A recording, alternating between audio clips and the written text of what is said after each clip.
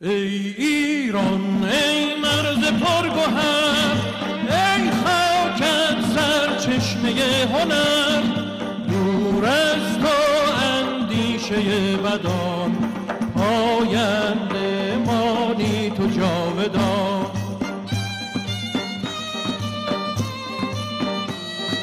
ای دشمن ار تو سنگ خاره من آهنم،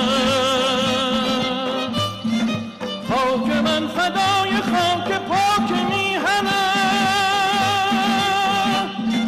مهر تو چون شد پیشم، دور از تو نیست اندیشم.